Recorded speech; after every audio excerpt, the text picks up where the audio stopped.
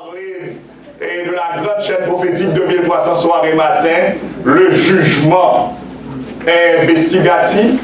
Et nous avons vu que depuis 1844, le ciel est en train de régler quelque chose de spécial. Qu'est-ce que nous avons vu encore? Le jugement. Le jugement. Le jugement. Où les dossiers de chaque croyant, le dossier de chaque croyant est en train d'être étudié, examiné. Chaque dossier est en train d'être examiné. Dieu passe au peigne fin chaque dossier. Vous savez, chaque pensée, chaque parole, chaque instant que nous vivons, tout est enregistré et tout est en train d'être examiné. Allez lire votre Bible, Daniel 7 à 9, allez lire Apocalypse, vous allez vous en rendre compte. Alors, hier soir, j'avais préparé une illustration, malheureusement, j'étais un petit peu trop pressé, je l'avais oublié, mais je veux partager avec vous quand même quelque chose. Ce matin, qu'est-ce que vous voyez là? De l'eau. Ok, de l'eau, n'est-ce pas vrai? Juste un instant. Il semble que j'ai oublié encore quelque chose. Mais non, c'est là. Alors, tous nos péchés sont en train d'être... Notre vie entière est en train d'être examinée, n'est-ce pas vrai? Oui. Et, comme nous l'avons vu hier soir, devant chaque nom, il doit y avoir une conclusion. Alors, ce jugement concerne les croyants, nous avons dit. Les croyants. Les croyants. Parce que ceux qui ne croient pas, leur sort est déjà déterminé. Leur sort est déjà déterminé. Ceux qui ne croient pas, ils sont déjà condamnés. Maintenant, le jugement, c'est pour établir la justice de Dieu. Comment? C'est pour que tout le monde puisse comprendre que Dieu est juste. C'est ce que nous avons vu. Et parce que, écoutez bien, il est dit dans Matthieu 7, 21 à 23, que ceux qui disent Seigneur, Seigneur n'entreront pas tous dans le royaume des cieux. Donc, qu'est-ce qui va se passer? Il faut que l'univers entier comprenne pourquoi la chaise, moi je n'aime pas prendre dans ces cas-là des exemples humains. Non, parce que la volonté de Dieu c'est que tout le monde soit sauvé. Alors, pourquoi ces trois micros-là fonctionnaient ensemble? Pourquoi ce micro est au ciel, est sauvé, et pourquoi celui-ci n'est pas sauvé? Vous comprenez ça? Donc, Dieu veut que ce micro comprenne qu'il n'est pas sauvé. Il n'est pas au ciel par parti pris. Et non plus, il ne veut pas que ce micro comprenne qu'il n'y est pas par méchanceté. Donc il faut que ce micro comprenne très bien pourquoi celui-ci qui était chaque samedi en train de louer avec lui, vous comprenez ça, pourquoi lui il n'est pas sauvé. Et en conclusion, tout le monde aura à confesser que Dieu est juste. Parce que le trône de Dieu a pour base la justice. Alors, vous voyez de l'eau, n'est-ce pas vrai? Oui. De l'eau. Souvent, notre vie ressemble à ça. Vous voyez ce que je vous dis? Je vais vous faire voir quelque chose.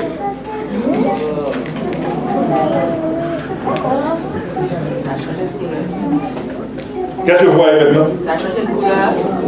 Ça, c'est une eau salmoueuse. On est là? On est là?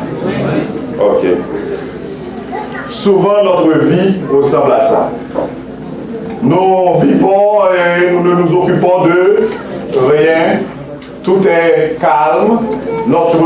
Et pourtant, au fond de notre conscience se cachent bien des choses. C'est pourquoi nous devons vivre dans une repentance constante et permanente. Chaque jour, nous devons demander à Dieu de nous aider à prendre conscience de tout ce que nous avons fait ou dit ou pensé ou négligé de faire dans le cadre de sa volonté. Nous devons demander à Dieu, je ne vous demande pas d'aller demander à Dieu d'agiter votre vie, parce que nous n'allons pas pouvoir supporter la main de Dieu qui nous agite.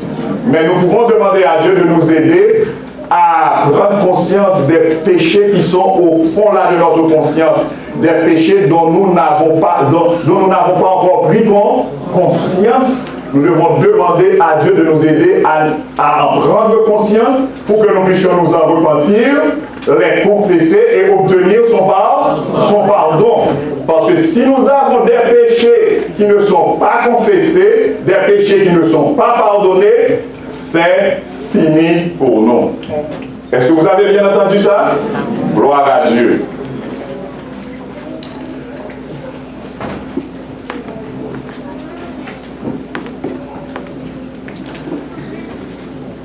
Un troisième mot. Hier soir, j'ai parlé j'ai évoqué Matthieu 10, verset 28, et il y a une personne qui suit vraiment bien, attentivement les conférences, et elle m'a dit, mais dans le texte, c'est Dieu qui peut jeter, qui a le pouvoir de jeter dans la géhenne et le corps et l'âme. Comme dit Matthieu, l'évangéliste Matthieu et Luc aussi, c'est correct. J'ai dit à la personne, c'est correct. Alors, dans le contexte où l'on était hier, on était en train, alors je prends le contexte direct de Matthieu, Jésus était en train de dire à ses disciples qu'il n'avait pas à trembler devant les hommes, parce que les hommes peuvent détruire le corps, mais ils ne peuvent pas détruire l'âme. Mais Dieu, lui, si on ne fait pas sa volonté, comme on a vu qu'il est essentiellement amour, mais il est aussi un feu dévorant, et qu'est-ce qui peut se passer? Alors, ce sera la mort éternelle. Et c'est pourquoi l'apôtre Pierre, et je crois l'apôtre Jean aussi, ils étaient deux, quand on voulait leur interdire de parler de la résurrection de Jésus, ils ont répondu qu'il faut obéir à Dieu plutôt qu'aux hommes.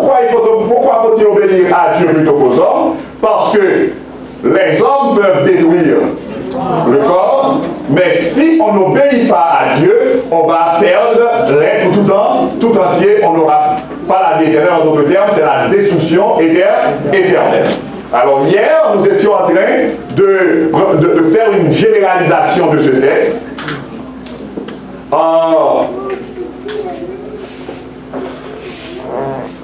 Nous avons expliqué que le chrétien doit avoir beaucoup plus peur de ceux qui peuvent le détruire spirituellement, de ceux qui cherchent à l'entraîner, à l'encourager à s'engager sur le chemin de la destruction. Donc, j'ai pris cette illustration. Si vous avez s'il y a, à Dieu le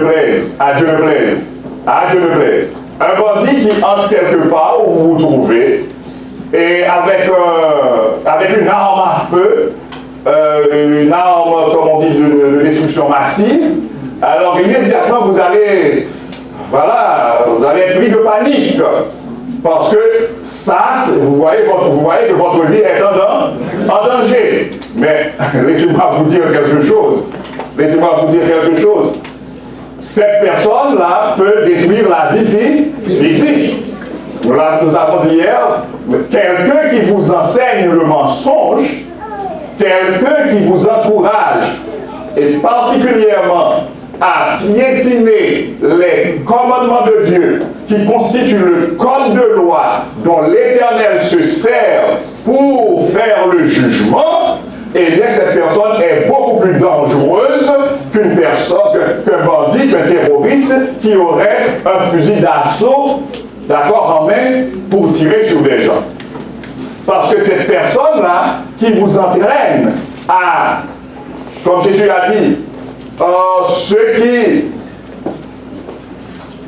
éliminent et qui enseignent aux gens à éliminer les commandements de Dieu. Alors ces gens-là sont beaucoup plus dangereux que des terroristes. Parce que les terroristes peuvent s'attaquer au physique, au corps. Mais ces gens-là, ils vous entraînent sur le chemin de la perdition. Alors, c'est clair, j'ai tenu à faire le point pour toute l'assemblée. Donc la personne qui m'a fait la remarque, qui m'a produit la remarque, était très correcte dans sa remarque. Et moi, je me sens incommode. Et j'ai en même temps aussi sur les épaules une responsabilité. Est-ce que je dois m'arrêter là et vous dire au revoir? Est-ce qu'il n'y a pas de fenêtre? On ne peut rien faire, on ne peut pas ouvrir, on ne peut rien faire. Bon, ok. Je vais essayer d'écouter le plus possible le message, d'accord? Je vais essayer d'écouter le plus court possible le message. Les Saint-Esprit de Dieu vivant sur notre pauvre race, qui s'est perdu en poursuivant l'illusion qui passe. Notre Père, notre Dieu, ta parole va être proclamée. De grâce, Père, aie pitié de nous. Aie pitié de nous, Seigneur, aie pitié que par ta grâce, ta parole soit vraiment comprise. Et surtout, Père, aide-nous tous à nous décider pour la vie éternelle. Aide-nous, Papa. Nous savons que tu nous aimes. Nous savons que tu nous aimes. Viens à notre aide. Viens à notre secours. Viens au secours de ton peuple. Viens au secours de chacun de tes enfants ici ce matin. Viens, Père. Et nous savons que ta présence apporte libération. Ta présence apporte santé. Ta présence apporte victoire. Et nous allons parler de victoire, Père. Pas de n'importe quelle victoire, de la victoire que toi seul peux nous assurer. Nous t'en remercions déjà au nom de Jésus. Amen. Il y a beaucoup de visiteurs ce matin. Je tiens à vous présenter une bienvenue spéciale. Et j'aimerais toutefois vous voir, parce que j'aime voir les gens, ils sont nombreux, ils ne sont pas aussi timides que moi, donc ils vont se lever la main quand même. Yes, bienvenue. Gloire à Dieu. Bienvenue. Vous allez ouvrir votre Bible avec moi, bien-aimés. Vous allez ouvrir votre Bible avec moi dans Apocalypse chapitre 2. Nous allons effectuer un voyage rapide. Et puis, oubliez la chaleur. Vous allez m'endurer un petit peu. Et vous pouvez me faire confiance. Je vais essayer d'aller le plus vite possible. Et puis, l'Esprit de Dieu lui-même saura comment fixer sa parole dans notre cœur. Apocalypse chapitre 2, verset 7. Apocalypse 2, verset 7. Qu'est-ce que nous lisons, s'il vous plaît? Alors, que celui qui a des oreilles entende ce que dit l'Esprit aux églises. Quoi?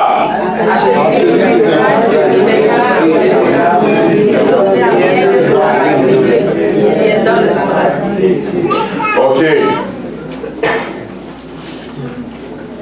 À celui qui vaincra. C'est quel verbe ça?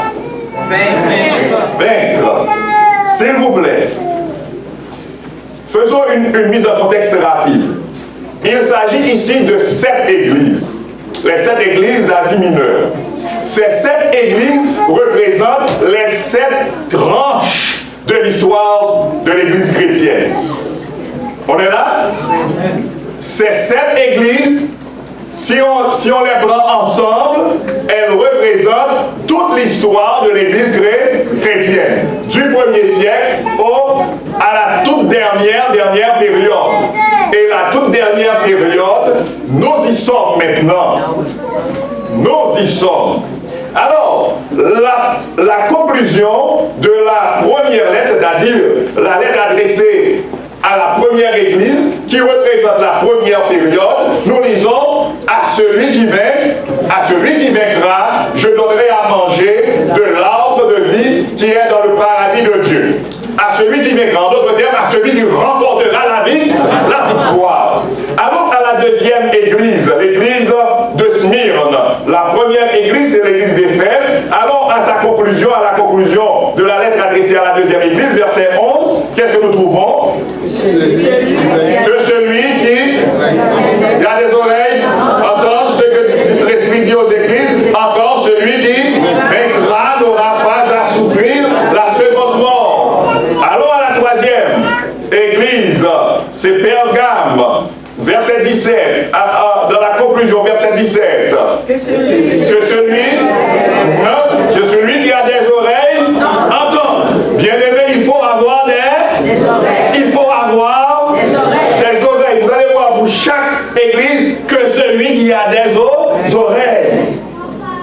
Et déjà au début de l'Apocalypse, il est écrit « Heureux celui qui lit et ceux qui entendent les paroles de la prophétie et qui gardent les choses qui y sont écrites, car le temps est proche. » Il faut savoir entendre que celui qui a des oreilles écoute ce que dit l'Esprit aux églises et ensuite...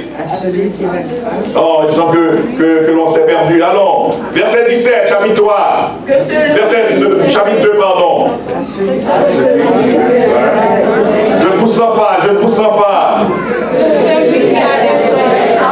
Ce que l'Esprit dit aux églises. À celui qui vaincra, je donnerai de la manne cachée. Et je lui donnerai un caillou blanc.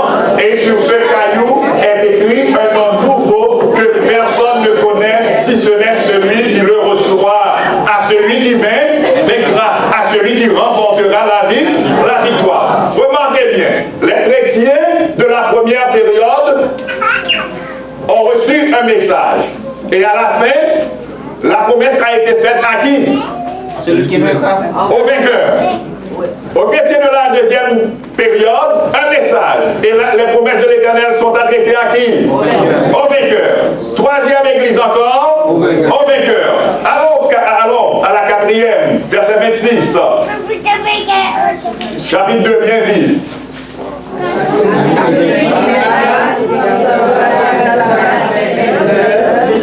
Je donnerai autorité sur les nations. Ok. Allons maintenant, chapitre 3, à la 5e église, l'église de Sardes. Chapitre 3, verset 5. Allons. Celui qui vaincra sera revêtu ainsi de vêtements blancs. Je n'effacerai point son nom du livre de vie et je confesserai son nom devant mon Père et devant ses hommes. Allons à la 6e. Verset 12. Verset 12. Chapitre 3, verset 12. Celui qui vaincra, je ferai de lui, gloire à toi Seigneur, de lui une colonne dans le temple de mon Dieu, et il n'en sortira plus. J'écrirai sur lui le nom de mon Dieu et le nom de la ville de mon Dieu, de la nouvelle Jérusalem qui descend du ciel d'auprès de mon Dieu. Mon nom et mon nom nouveau. Celui qui vaincra. La dernière église. À la dernière église, verset 21. Celui qui vaincra, je le ferai asseoir avec moi sur mon trône, comme moi j'ai vaincu sur son trône. Amen. Donc, bien aimés, aux chrétiens de tous les âges, Dieu adresse ses promesses à qui? Au vainqueur. Au vainqueur. à ceux qui remportent la victoire. Seulement les vainqueurs auront la vie éternelle. Seulement les vainqueurs pourront bénéficier des promesses de l'Éternel. Quand on parle de victoire, qu'est-ce qui est sous-entendu? Il y a une guerre. Il y a une guerre. Il y a une bataille. Il y a un combat. Ce qui veut dire, bien aimé, même quand vous vous voyez là assis comme si de rien n'était, vous devez comprendre, comme nous l'avons vu au cours de ces 3 semaines, que nous sommes en guerre. En guerre. Dieu a dit dans Apocalypse 12, verset 12, « Malheur à la terre et à la mer, car le diable est descendu vers vous animé d'une grande colère, sachant qu'il a peu de temps. » Nous sommes en guerre. Et pour bénéficier des promesses de Dieu, il faut pouvoir remporter la victoire. À travers tous les âges, les promesses de l'Éternel ont toujours été adressées aux vainqueurs. Donc si vous pensez pouvoir rester assis, vous croiser les bras et ne pas vous tenir en soldat pour combattre, eh bien, vous ne pourrez pas bénéficier des promesses de l'Éternel. Amen. Les promesses de l'Éternel sont adressées aux vainqueurs. Alors, vaincre quoi? Vaincre qui? C'est là encore une grande question. Nous avons lu 1 Jean 5, dans 1 Jean 5, versets 4 et 5. 1 Jean 5, versets 4 et 5. Je vous invite à relire ce texte avec nous. 1 Jean 5, verset 4 et 5. On y est? Qu'est-ce que nous lisons? Parce que tout ce qui est né de Dieu triomphe du monde. Et la victoire qui triomphe du monde, c'est notre foi. Qui est celui qui a triomphé du monde, sinon celui qui croit que Jésus est le Fils de Dieu? La victoire dont il est question ici est une victoire d'abord sur quoi? Sur le monde. Je ne vous entends pas. Sur quoi? Sur le monde. Et vous me demandez de me taire, semble-t-il. La victoire sur le doute. La victoire qui triomphe du... Écoutez bien. Parce que tout ce qui est né de Dieu triomphe du monde. Et la victoire qui triomphe du monde, c'est notre foi. Qui est celui qui a triomphé du monde? Sinon celui qui croit que Jésus est le Fils de Dieu. Nous devons triompher d'abord du monde. Pourquoi chercher à triompher du monde? C'est quoi ça le monde? C'est quoi ça le monde? Pourquoi triompher du monde? Pourquoi devons-nous chercher à triompher du monde?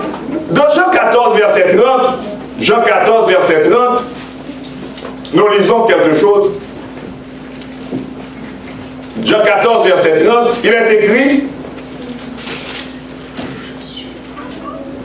écrit, je ne vous parlerai plus guerre, car le prince du monde vient. Et Jésus parlait de qui? Satan. Le prince du monde vient, voilà, il n'a rien en moi. Mais afin que le monde... Alors, le prince de ce monde, c'est qui? L'adversaire. Le monde, c'est quoi? Le monde, c'est tout le système mis en place par Satan. Le système mis en place par Satan pour s'opposer à l'Éternel. Est-ce qu'on est là? Satan met en place un système pour s'opposer à l'Éternel. Il a commencé à s'opposer à l'Éternel dans le ciel. Et il continue avec son œuvre d'opposition sur la terre. Est-ce qu'il veut le faire seul? Non. Je connais une personne qui s'énerve de temps en temps pour dire, mais qui s'est révolter seul. Il devait rester dans sa révolte seul et subir les conséquences de sa révolte seul. Mais est-ce que c'est là sa philosophie? Non. Non. Ce qu'il veut, c'est entraîner tout le monde avec lui. Tout le monde avec lui. À la perdition. Et ces stratégies sont multiples. Ces stratégies, disons-nous, sont multiples. Et alors, Dieu nous invite à triompher.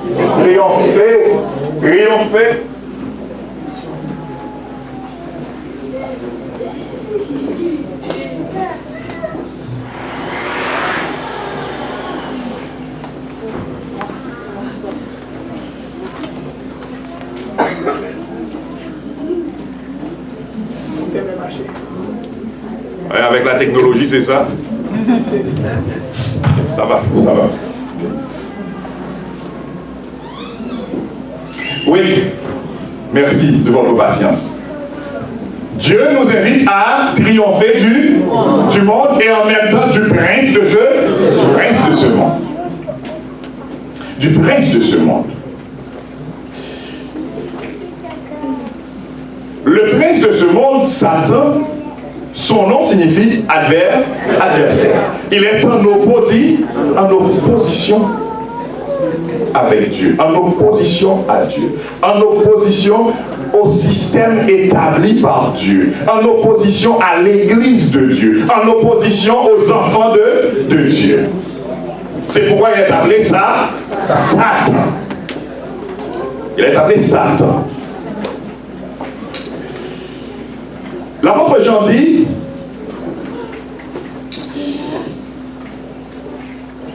parce que tout ce qui est né de Dieu triomphe du monde. Nous avons vu au cours de la semaine, c'est ça, cette semaine qui s'achève aujourd'hui, comment naître de nouveau, comment naître de Dieu. Tout ce qui est né de Dieu triomphe du monde. Et la victoire qui triomphe du monde, c'est notre foi. Nous allons revenir sur le mot foi. Qui est celui qui a triomphé du monde, sinon celui qui croit que Jésus est le Fils de Dieu? Donc, pour triompher du monde, pour triompher du système établi par l'adversaire, il faut avoir quoi? La foi. La foi. La foi,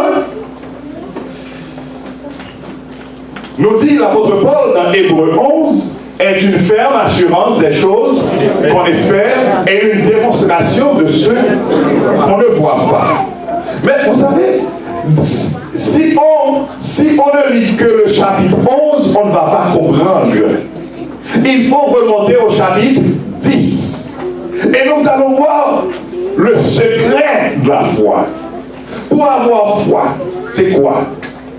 Si vous lisez tout le chapitre 10, ce que vous ferez à la maison, vous allez voir que la foi est liée à un élément clé, c'est la promesse de l'Éternel. La promesse de l'Éternel. Et l'apôtre Paul généralise dans Romains 10, verset 17. Dans Romains 10, verset 17, l'apôtre Paul généralise. Il dit, la foi vient de ce qu'on entend, et ce qu'on entend vient de la parole de Christ. Donc, il ne peut pas y avoir, on ne peut pas avoir la vraie foi sans la parole de Dieu. On ne peut pas avoir la vraie foi sans la promesse de Dieu. On est là? Prenons le cas d'Abraham. On appelle Abraham le père de la foi. Lisez Hébreux 10, 11 et 12, vous allez vous en rendre compte. Pourquoi appelle-t-on Abraham le père de la foi? Il s'accrochait aux promesses de l'Éternel. Quand Dieu avait promis quelque chose à Abraham, il savait que la parole de Dieu était quelque chose de certain. La parole de Dieu est quelque chose de certain. La parole de Dieu est toujours certaine et véritable. Quand Dieu a promis, il accomplit. Oui, parce qu'il a la capacité, il a la puissance, il a le pouvoir d'accomplir. Vous comprenez ça? Par exemple, vous allez lire dans Hébreux 11 et les versets 18-19. L'apôtre Paul nous rapporte le cas d'Abraham. L'Éternel avait dit à Abraham, à travers Isaac, cette postérité, ta postérité, toutes les nations de la terre seront bénies. Ça, c'est la promesse. C'est la promesse de l'Éternel. Et vous vous rappelez dans quelles conditions l'Éternel a donné Isaac à Abraham et à Sarah. Et un jour, l'Éternel s'est levé, il a dit à Abraham, Abraham, viens, écoute, prends ton fils Isaac, va me l'offrir en sacrifice. Waouh! Mais qu'est-ce qu'il m'avait dit avant? Il m'avait bien dit qu'à travers ce garçon-là, je deviendrai une multitude. Il m'avait bien dit que toutes les nations de la terre seraient bénies à travers ma postérité, à travers ce garçon. Et c'est bien sa voix que j'ai entendue. Oui, c'est bien sa voix, je suis habitué avec lui, nous sommes amis. Nous nous parlons chaque jour. C'est si vrai, l'Éternel ne faisait rien sans avoir averti. D'accord? Avance. Alors, Abraham a bien compris que c'était la voix de Dieu. Et il a dit, puisque c'est la voix de Dieu, puisque je te comprends bien, Père, c'est ta voix, bon, moi, je vais offrir le garçon en sacrifice. Vous savez, l'apôtre Paul dit ce qui était derrière la tête d'Abraham, vous vous rappelez? Oui. Qu'est-ce qu'il avait derrière la tête? Il croyait que l'enfant, Dieu va le ressusciter. Amen. Abraham dit, moi, je te fais tellement confiance. Puisque tu m'as fait la promesse, tu m'as déjà fait la promesse, je suis convaincu que ta promesse se réalisera quand même. Donc maintenant, même si l'enfant est égorgé, même si l'enfant est mort, bel et bien, mort, bel et bien mort, même si les médecins arrivent à le déclarer mort, moi je suis convaincu que j'aurai cet enfant et ta promesse se réalisera quand même. C'est ça la foi. C'est ça la foi. C'est ça la foi. S'accrocher à la promesse de Dieu. S'accrocher à la promesse de Dieu. S'accrocher à la parole de Dieu. S'accrocher à la parole de Dieu. Il y a deux fois. Et quand nous lisons dans Apocalypse 14, verset 12, il est dit, c'est ici la persévérance des saints qui gardent les commandements de Dieu et la foi de Jésus. Allez dans Jacques 2, verset 19. Je remercie les dirigeants d'église qui sont en train de chercher des ventilateurs, tout ça là, pour améliorer la situation, parce que je n'aimerais pas partir avec le message. Je suis en train de faire des acrobaties là, mais c'est ok. Alors dans Jacques 2, verset 19. Jacques 2, verset 19. Qu'est-ce que nous lisons? Je crois qu'il y a un seul Dieu. Ok, prenons à partir du verset 18. Mais quelqu'un dira, voici à la croix. Moi j'ai les œuvres. Montre-moi ta foi sans les œuvres, et moi je te montrerai la foi par mes œuvres. Tu crois qu'il y a un seul Dieu? Tu fais bien. Les démons le croient aussi et ils tremblent. Les démons croient aussi qu'il y a un seul et donc ils ont une certaine foi, n'est-ce pas vrai? Il y a des choses que les démons ne vont pas dire. Est-ce que vous pensez que les démons ne vont jamais dire que Dieu n'existe pas? Ils peuvent mettre dans la bouche d'un humain que Dieu n'existe pas, mais eux, personnellement, ils ne vont pas le dire. D'accord? Nous allons voir un autre modèle de foi. Soyez avec nous, s'il vous plaît. L'Éternel est vivant, on continue. dans Philippiens 2, verset 8, on va voir un autre modèle de foi. Prenons à partir du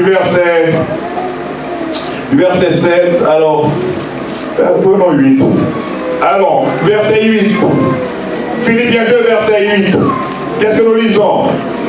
Il s'est humilié, lui-même, se rendant obéissant jusqu'à la mort, même jusqu'à la mort de la croix. Ici, la question de qui? Jésus. Les démons quoi? Vous y êtes? Les démons, vous n'êtes pas là même. Les démons croient. Ils croient jusqu'à ce qu'ils arrivent à trembler. Mais qu'est-ce qu'ils font chaque jour? Qu'est-ce qu'ils font chaque jour? Ils s'opposent à l'Éternel. Ils font ce qui est contraire à l'Éternel. Donc à quoi leur foi leur servira-t-il? Leur servira-t-elle, pardon? À quoi? Non, je dis, les démons, Satan et tous ces anges, ils croient que Dieu existe, ils croient qu'il n'y a qu'un seul Dieu. Mais cette fois, ils ne s'en servent pas, ils s'opposent chaque jour à Dieu. Alors je vous dis, à quoi est-ce que cette foi va leur servir? À rien. À rien. Bien qu'ils croient, ils seront quand même perdus. Bien qu'ils croient, ils seront quand même éliminés. Bien qu'ils croient, ils seront quand même détruits.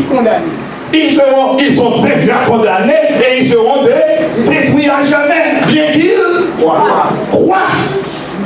Est-ce qu'on est là? Ça, c'est un modèle de foi qu'il ne faut pas suivre. Il y a des gens qui vous disent, ah oui, c'est vrai, oh, c'est la vérité. Je vois que c'est la vérité. Je vois que c'est la vérité, c'est vrai. L'apôtre Paul dit dans Romains 10, verset 17, nous venons de lire, la foi vient de ce qu'on entend. Et à chaque église, la parole de Dieu a été que celui qui a des oreilles entende. La foi vient de ce qu'on entend, et ce qu'on entend vient de la parole de Dieu. Mais si la parole de Dieu est claire, ah oui, c'est clair, c'est ok, c'est correct. Mais qu'est-ce qu'on fait? Qu'est-ce qu'on fait? Si on voit que c'est correct, si on voit que c'est clair, si on voit que tout est correct, c'est la parole de Dieu, et que l'on ne fasse rien, c'est la foi des démons. C'est la foi des démons. Et cette foi ne sert à rien. Et même quand on a cette foi, on sera avec les démons pour la destruction éternelle. Laissez-moi vous dire quelque chose. Jésus. Il y a des gens qui voient la parole de Dieu. Bien qu'ils voient la parole de Dieu est claire sous leurs yeux, ils vous disent non, j'attends l'esprit. J'aimerais, bien aimé, comme vous dites souvent ici au Canada, endurez-moi un instant, s'il vous plaît. Endurez-moi. Lisons Éphésiens chapitre 6. Vous qui voyez clair dans la parole de Dieu, la foi vient de ce qu'on entend, et ce qu'on entend vient de la parole de Dieu. La victoire qui triomphe du monde, c'est notre foi. Et écoutez bien, l'apôtre Paul dit dans Hébreux 11, verset 6, sans la foi, il est impossible d'être agréable à Dieu. Alléluia. La foi vient de ce qu'on entend, et ce qu'on entend vient de la parole de Dieu. Éphésiens 6. Éphésiens 6. Paul nous présente les armes de Dieu. Et il nous présente au verset 17. Au verset 17, nous trouvons deux armes. Prenons aussi le casque du salut et l'épée de l'esprit qui est la parole de Dieu. Alléluia. La parole de Dieu en tant qu'arme spirituelle, s'il vous plaît, soyez avec nous, souffrez un petit peu. La parole armes spirituelles. Et les théologiens disent que c'est la seule arme offensive parmi les 7. Comment s'appelle-t-elle encore? La parole. Oui, la parole de Dieu. Mais l'apôtre Paul donne un autre titre là. L'épée de l'esprit. Qu'est-ce que cela veut dire? Qu'est-ce que cela veut dire? L'épée de l'esprit. Qu'est-ce que cela veut dire? C'est l'épée dont se sert l'esprit. L'esprit est comme un soldat. Le Saint-Esprit de Dieu est comme un soldat. Et quelle est l'arme qu'il utilise pour nous convaincre de péché, de jugement? C'est quoi? La parole de Dieu, l'épée qui est, la parole qui est son épée. Bien aimé, quand nous lisons la parole de Dieu et que nous arrivons à comprendre la parole de Dieu, c'est l'œuvre de qui?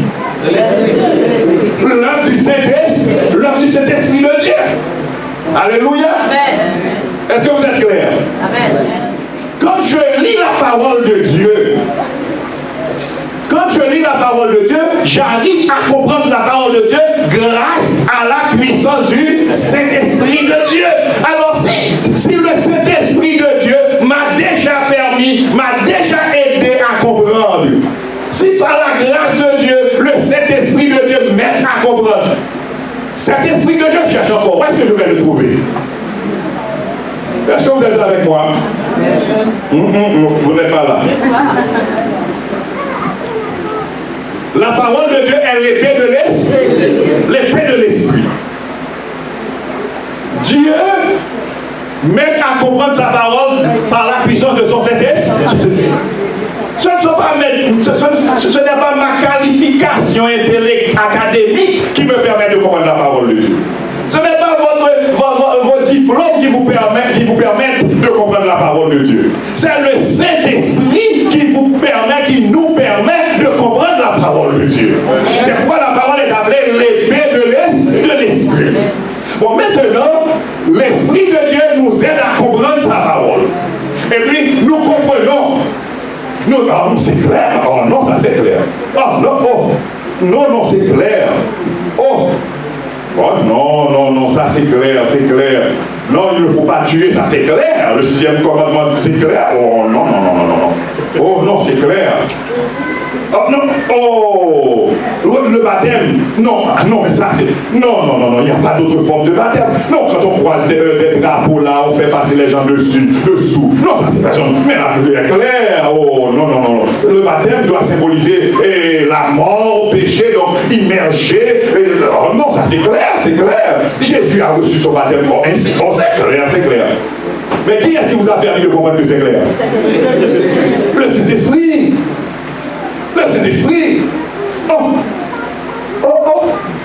Depuis la création, Genèse 2, 1, 2, 3, 4, 5, 6, le 7e, l'Éternel l'a béni et l'a mis à part pour lui. Depuis la création, je ne le savais pas, mais c'est clair.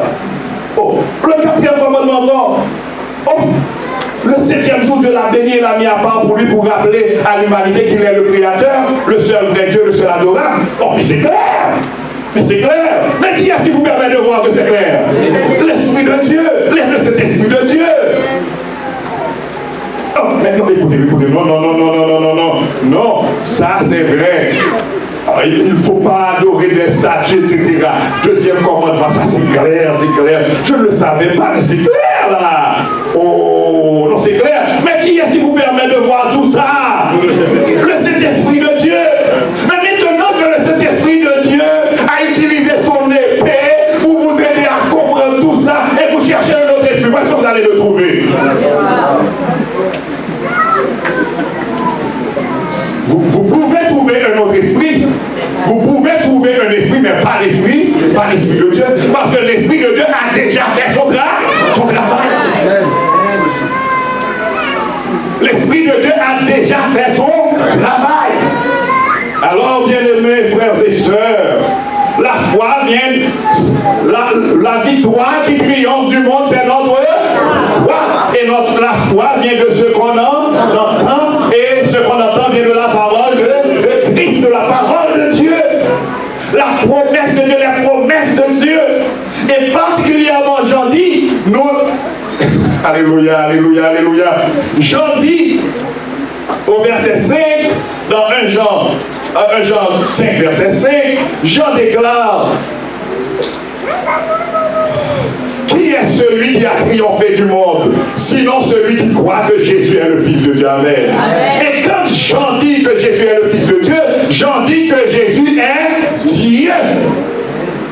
Amen. Jésus est Dieu, pleinement Dieu. Et je vais lire pour vous. Je vais lire pour vous. Et vous pouvez lire avec moi bien vite parce que nous sommes à la fin du sermon. Dans Hébreux chapitre 12. Versets 1 et 2. Je vous invite à lire Hébreux chapitre 12, versets 1 et 2. Je vais lire pour vous. Vous allez lire dans la version seconde et simple. Et je lirai avec vous encore. Je lirai avec vous après dans la version révisée. Lisons d'abord dans la version seconde. Hébreux 12, versets 1 et 2. Allons-y.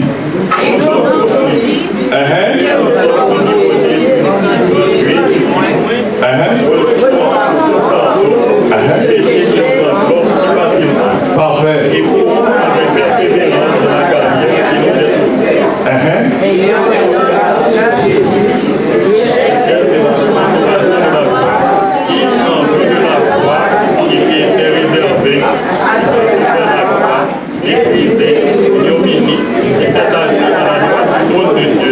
Amen.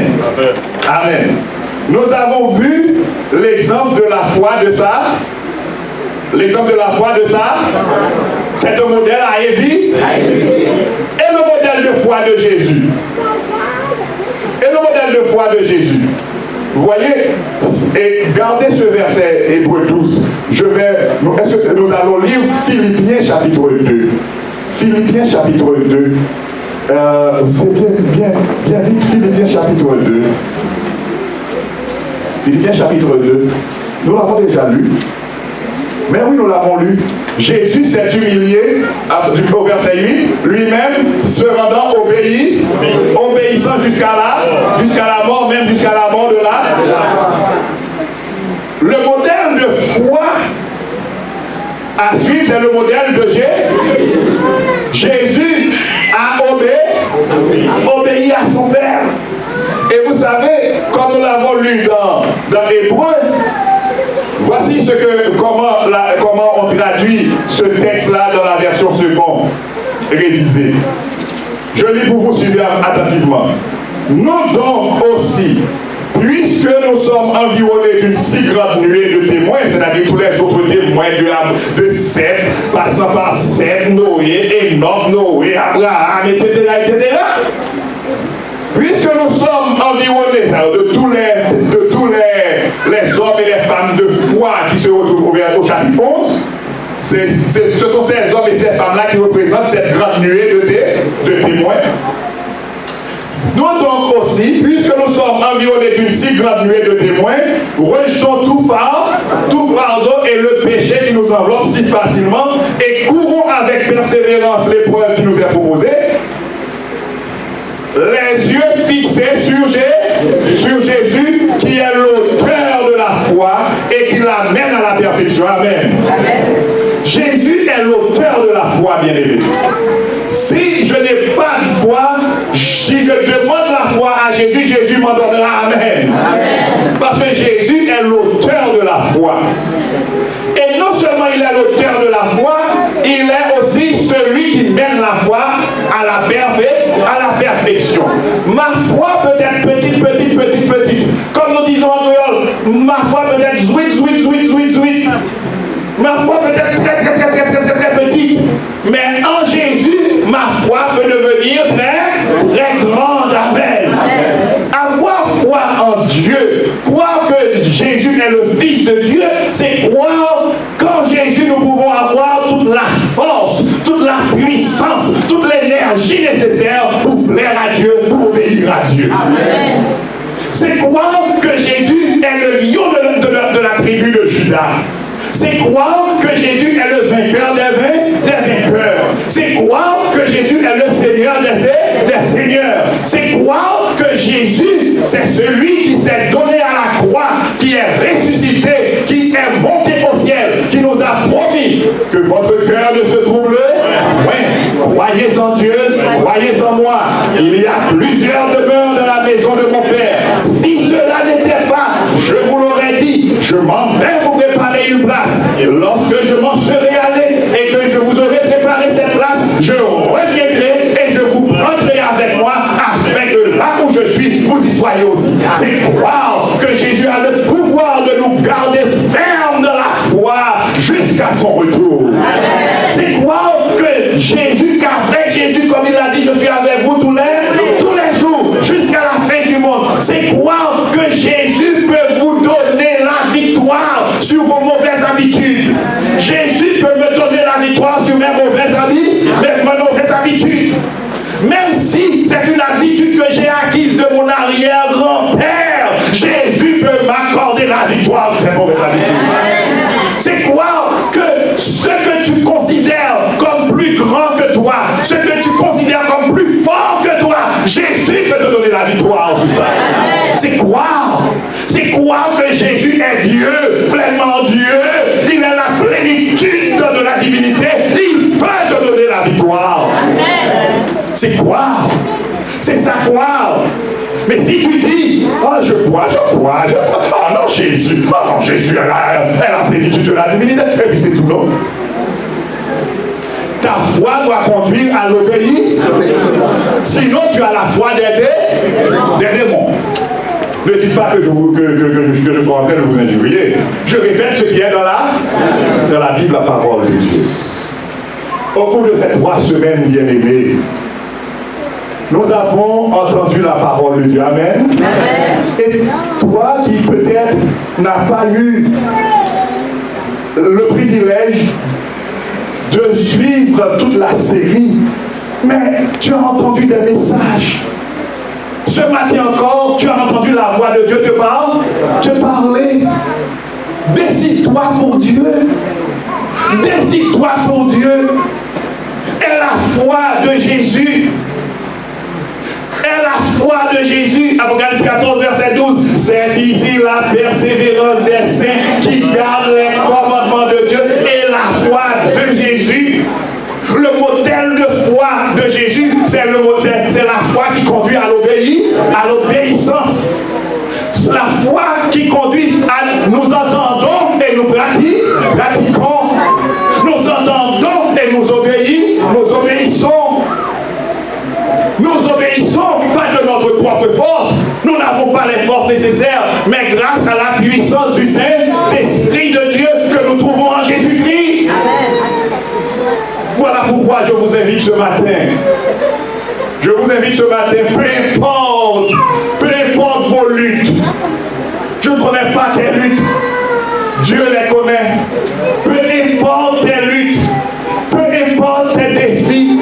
Peu importe la force, la puissance de ceux qui te menacent.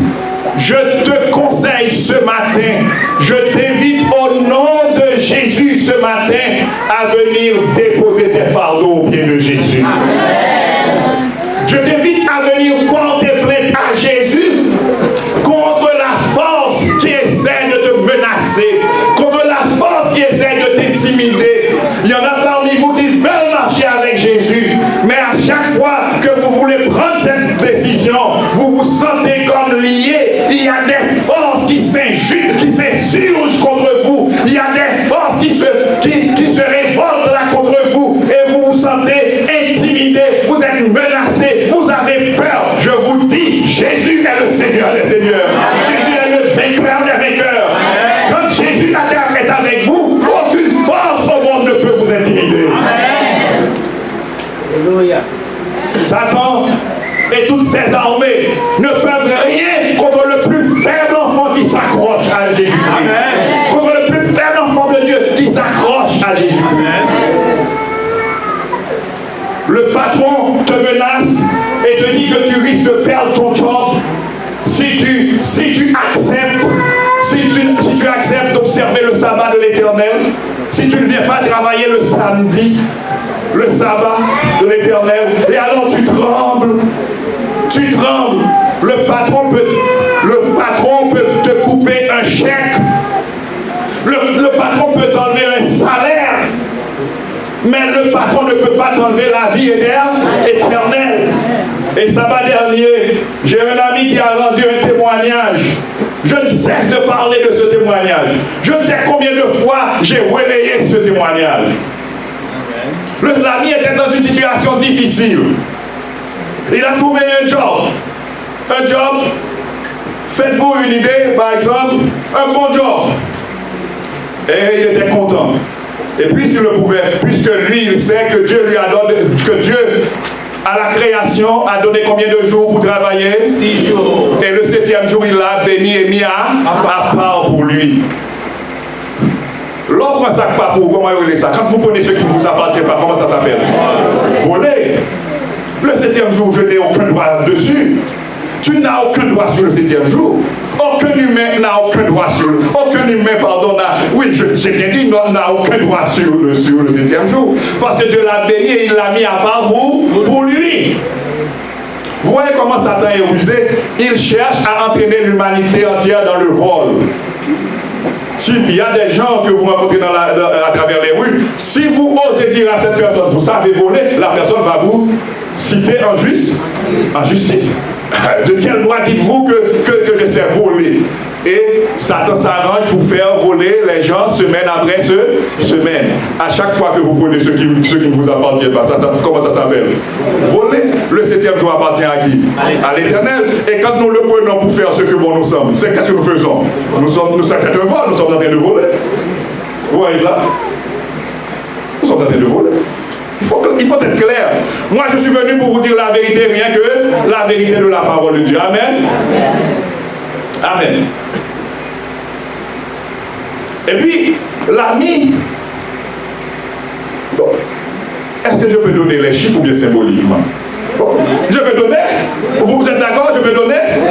Et puis, l'ami, le premier job, on lui a offert 45 000 ans. C'est quand même bon, n'est-ce pas vrai? Ce n'est pas le salaire minimum. Hein? Le salaire minimum n'arrive pas à 45 000 ans. L'ami était content. Et quand il a dit qu'il ne pouvait pas observer, qu'il ne pouvait pas venir le samedi, on lui a dit, ah mais non, désolé. Là, parce qu'il faut que tu viennes. Et l'ami était dans une situation difficile. L'ami était dans une situation si difficile qu'il a commencé à être hyper tendu, tout ça. Parce qu'il commençait à trembler. Quand les membres tremblent, c'est qu'il y a bien des désordres dans le corps, n'est-ce pas vrai? Dans tout le système. Est-ce que vous êtes là avec moi? Amen. Mais il a refusé de négocier le sabbat de l'Éternel. Parce que le sabbat, Dieu l'a béni et l'a mis à part pour lui. Il ne peut pas dire, c'est clair, oui, le sabbat c'est à l'Éternel. Mais même mon Dieu, ouais, même Dieu voit. Il ne peut pas le dire ainsi. S'il le fait ainsi, sa foi sera la foi des démons. Alors, il a dit, eh bien, restez avec votre job, moi je reste avec mon Seigneur Jésus. Amen. Amen. Alléluia. Comment s'appelle ça? La foi. Restez avec votre job, moi je reste avec mon Seigneur Jésus. Et mon Seigneur Jésus peut me donner au-delà de votre job, au-delà de ce que vous m'offrez là. Amen. Et l'ami a trouvé un autre job, l'Esprit de Dieu l'a orienté. Il est allé chercher, il est en train de chercher, n'est-ce pas vrai? Il faut chercher. Hein? La Bible dit, cherchez et vous trouverez. Ah non, ne restez pas les pieds, les bras croisés. Il faut chercher. L'ami était en train de chercher. Il respecte la parole de Dieu. Il respecte les commandements de Dieu. Il respecte la loi de Dieu. Il respecte le sabbat de Dieu. Mais il est en train de chercher. Et chercher. Il est tombé sur quelque chose. Un ami lui a dit, ah, tu vas demander 45 000 parce que tu viens de mettre 45 000. Tu comprends? Parce que c'est quand même quelque chose de quand même intéressant. Et l'Esprit de Dieu lui a enlevé la proposition de l'ami à l'esprit. Quand on lui a dit, mais alors on l'a reçu, on lui a offert le job, et puis il a demandé, mais et le salaire, combien demandes-tu? Au lieu de proposer, il a dit, faites-moi une offre. Imaginez, dites-moi combien on lui a offert. 60 000, ou pourquoi là-dedans? Tu n'y es pas encore. 100 000, tu n'y es pas encore. 110 000. Oh, l'Éternel capable, oui bien aimé. L'Éternel est le tout-puissant. Frère, quel frère a manqué cette fois-ci? Voilà, il a failli faire un ACV. Mais écoutez bien, nous lisons dans la Bible, rien n'est impossible à Dieu. Rien n'est impossible à Dieu. Oh, il n'y a rien qui soit étonnant de la part de l'Éternel. Non, rien l'Éternel fait qui vous a dit, oh, l'Éternel a fait ça tout. Non, il n'y a rien qui soit étonnant de la part de l'Éternel, Il est le tout-puissant. Il suffit seulement de lui faire confiance. Il suffit seulement d'avoir la foi de Jésus et non la foi des démons. Votre foi, ma foi, doit nous conduire à agir, à obéir. Si nous disons que nous croyons et que nous n'obéissions pas, bien-aimés, notre foi est vaine. Puisse l'Éternel m'aider ce matin. Puisse l'Éternel aider chacune à avoir foi. Foi en Jésus, le Fils de Dieu, le chef et le consommateur de notre foi. Et que nous arrivions à triompher du monde. Que nous arrivions à triompher de l'auteur, du prince de ce monde, Satan, le diable. Que nous arrivions à triompher des pièges, des ruses de Satan, des stratagèmes de Satan. Que nous arrivions à triompher de tout ce qui est en nous qui ne soit pas de Dieu, de toutes les œuvres de la chair. Que nous arrivions à triompher, que nous arrivions à vaincre jusqu'au triomphe final. Que nous arrivions par la grâce de Dieu à être classés parmi les vainqueurs. Car toutes les promesses de l'Éternel sont adressées, sont faites aux vainqueurs. Et nous ne sommes pas seuls, bien-aimés. Je vous le répète, nous ne sommes pas seuls. Si tu es en train de trembler, si tu ne veux pas, si tu te dis, mais oui, c'est vrai, je pourrais, mais si je prends la décision de me faire baptiser, si je prends la décision d'observer le sabbat de l'Éternel pour les commandements de Dieu, qu'est-ce qui va arriver? Qu'est-ce qui ceci? Qu'est-ce qui cela? Bien-aimé, cesse de trembler. Jésus est le Fils de Dieu, puissamment Dieu, tout puissamment Dieu. S'il est avec toi, tu n'as rien à avoir peur, tu n'as rien à craindre. Amen. Tu n'as à avoir peur de rien. Tu n'as à avoir peur de rien. De rien. Dites-moi par exemple ce dont tu pourrais avoir peur avec Jésus à tes côtés. Donnez-moi un exemple. De quoi pourrais-tu avoir peur avec Jésus à tes côtés? Rien, absolument rien. Disons, avec Jésus, je n'ai peur de rien. Encore, avec Jésus, je n'ai peur de rien. Avec Jésus, je n'ai peur de rien. Avec Jésus, j'ai tout. Alors, avec Jésus, j'ai tout. Avec Jésus, j'ai tout. Avec Jésus, j'ai tout. Et maintenant, pourquoi est-ce que tu ne veux pas marcher avec lui? Pourquoi? Par la grâce de Dieu, tu n'as pas la foi des démons. Tu as la foi de Jésus. Prends ta décision de marcher avec Jésus ce matin. Et tous ceux qui ne veulent pas avoir la foi des démons, qui veulent avoir la foi de Jésus, la foi qui conduit à l'obéissance.